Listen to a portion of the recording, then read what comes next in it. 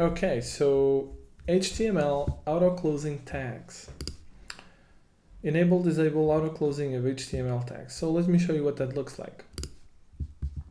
If we have, when we write a tag, we use the less than character, then we write some tag, and then we use the greater than tag, and this is the auto-closing, right? Like when you explicitly write a tag, it will auto-close it for you.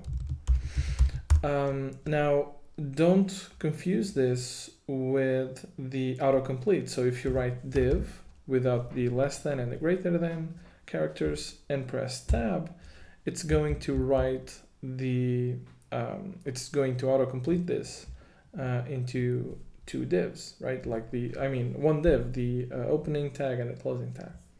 So if you turn this off, you won't get this anymore, but you still have the suggestions completing into a snippet, right? So this is what that feature is. I do enjoy auto-closing tags, so I'm going to leave this one as true.